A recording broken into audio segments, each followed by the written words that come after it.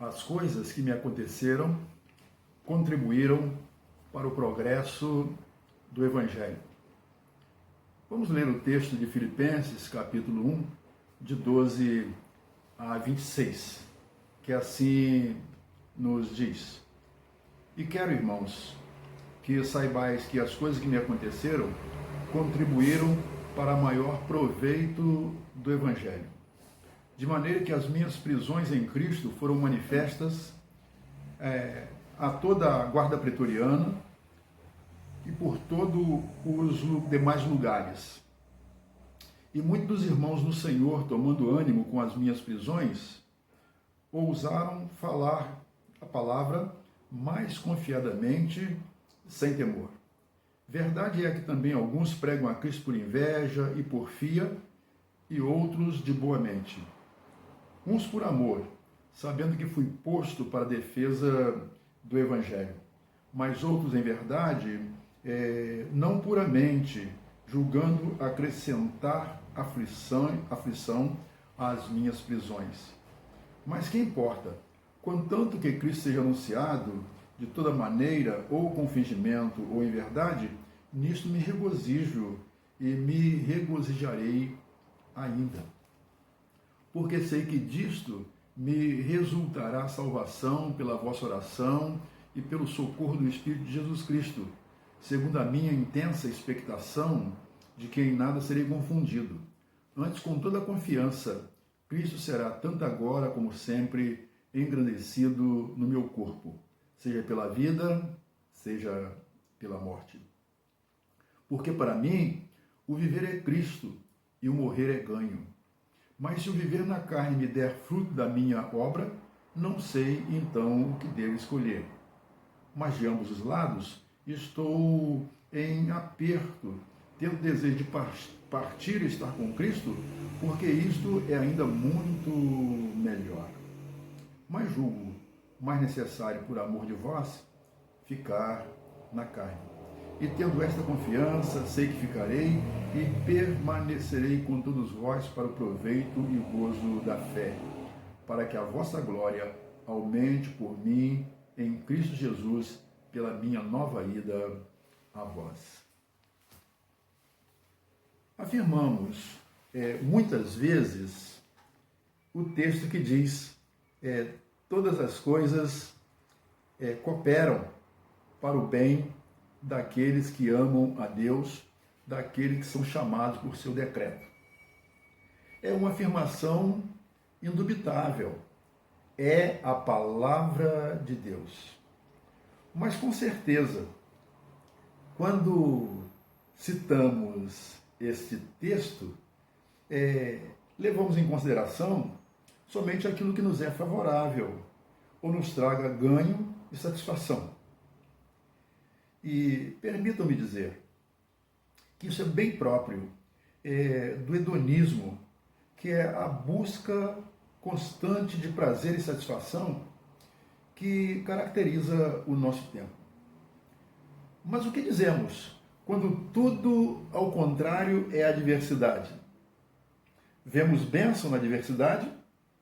Nas adversidades da vida, encontramos motivo para nos alegrar?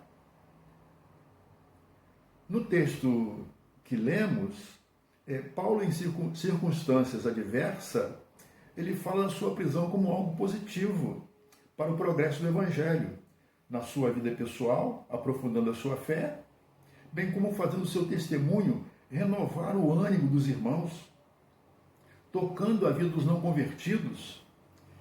E essa palavra, esse ânimo, esse testemunho, chegando a lugares distantes. Não temos como saber o lugar do aprisionamento de Paulo, quando escreveu a carta aos Filipenses. Quem sabe ele estivesse em Roma? Quem sabe Éfeso? Quem sabe Cesareia? Que ele estava preso, não resta nenhuma dúvida, como tantas referências nas suas cartas. No texto em apreço, nós temos aí o verso 7 e o verso 17, que nos diz exatamente assim, no verso 7, como tenho por justo sentir isso de vós todos, porque vos retenho em meu coração, pois todos vós fostes participantes da minha graça, tanto nas minhas prisões, como na minha defesa e confirmação do Evangelho. No verso 17, mas outros, na verdade, anunciam a Cristo por contenção, não puramente, julgando acrescentar aflição às minhas prisões.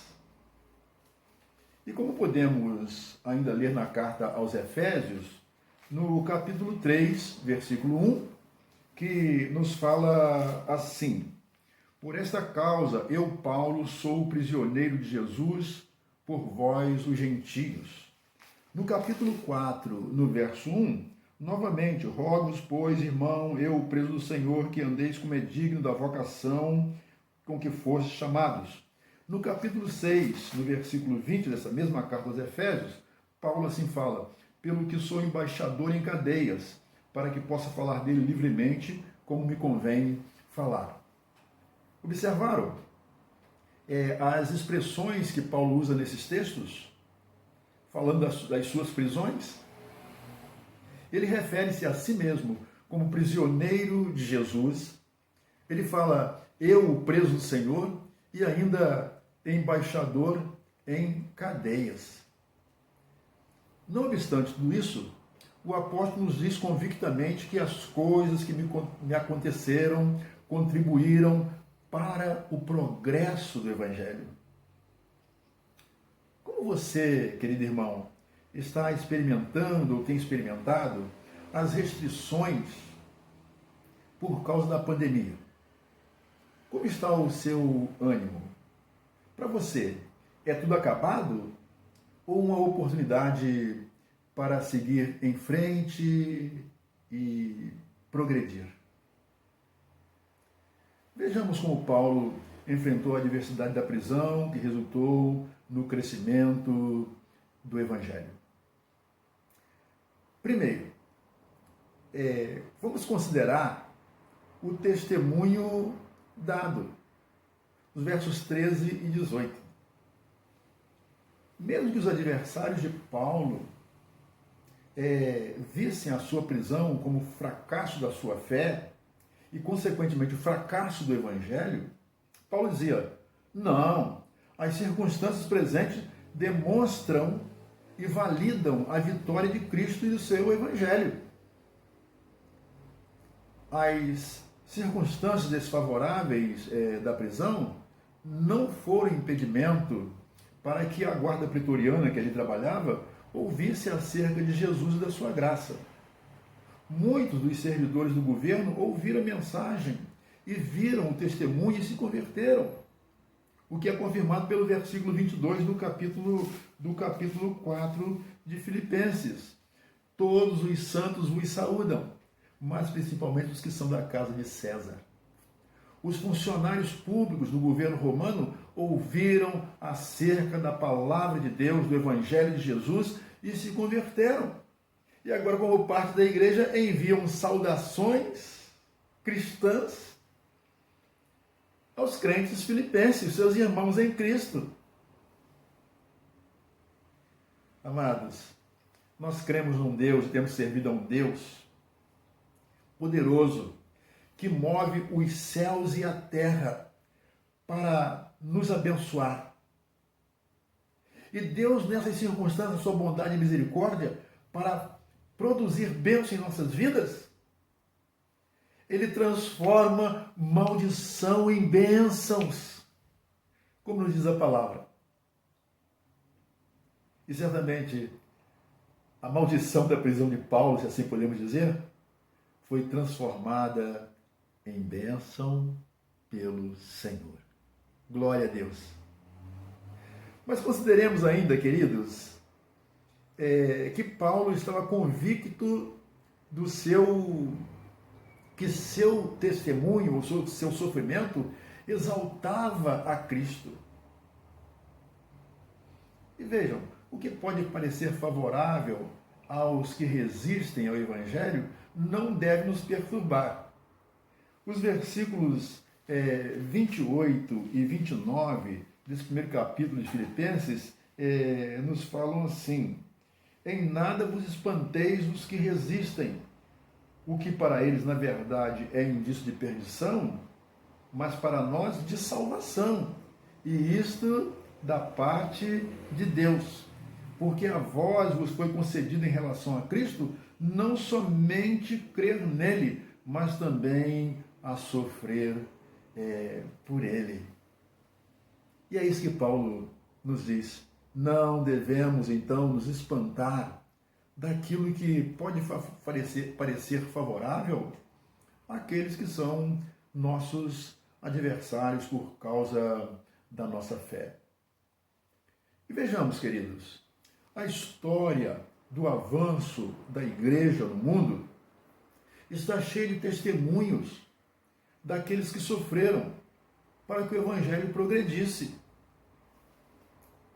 A prisão de Paulo em Filipos, quando da sua segunda viagem missionária, e os açoites, os grilhões que sofreu, resultaram na conversão da família do carcereiro. E assim foi plantada na cidade de Filipos, definitivamente, a igreja de Jesus. John Bunyan foi um pregador inglês que ficou preso por 12 anos numa cela escura e úmida. E ali, naquela cela, Jesus inspirou a John Bunyan, lá pelos anos de 1635, a escrever um livro, O Peregrino. E esse livro, ele tem realizado um trabalho de pregação 1000 vezes maior, mais abrangente, do que todos os sermões que John Bunyan pudesse pregar se estivesse livre. E quase 3 séculos e meio depois que esse livro foi escrito, esse livro ainda edifica, ainda ensina, ainda exorta, ainda encanta, converte, levando deleite aos seus leitores e marcando suas vidas. Ainda que limitado ou limitados pelas circunstâncias do confinamento e afastamento social, desejando ver o Evangelho progredir, digamos com a mesma convicção de Paulo diante das limitações que as grades lhe impunham, pelo que sofro trabalhos e até prisão. Mas a palavra de Deus não está presa. A palavra de Deus não está presa. E veja, irmãos, a maior prisão não é aquela que está ao nosso redor. As grades, as limitações da sua casa, do seu apartamento, do seu quintal. A maior prisão não é aquela que está ao nosso redor, mas a maior prisão é aquela que limita a nossa alma. Aproveitemos as circunstâncias que nos envolvem neste momento, irmãos, para fazer o poder do Evangelho conhecido de todos, a quem pudermos alcançar. Consideremos ainda a reafirmação da fé. Em tempos de dificuldade, é necessário reafirmarmos nossa fé. Paulo tinha certeza que tudo que experimentasse acrescentaria o seu lucro espiritual. E por isso dizia: para mim, o viver é Cristo e o morrer é ganho. Mas o que para mim era ganho, diz ele, reputei por perda, por Cristo. E na verdade tenho por perda também todas as coisas pela excelência do conhecimento de Cristo Jesus, meu Senhor. Pelo que sofri a perda de todas as coisas e as considero como refúgio para que possa ganhar a Cristo e seja achado nele, tendo a minha justiça que vem, não vem da lei, mas a que vem de Cristo, pela fé em Cristo, a saber, a justiça que vem de Deus pela fé. Quando reafirmamos nossa fé nas situações difíceis, produzimos ânimo e estímulo para a fé dos outros. E veja, irmãos, um comentarista bíblico disse algo muito interessante a esse propósito. Ele disse: a fé assume um colorido favorável, até mesmo naquilo que parece adverso. Bem, irmãos, não importa quem esteja ao nosso alcance. Se crentes, que sejam animados e fortalecidos com o nosso exemplo. Se descrentes, que sejam tocados pelo nosso testemunho acerca de Jesus e venham a confessá-lo como Senhor e Salvador.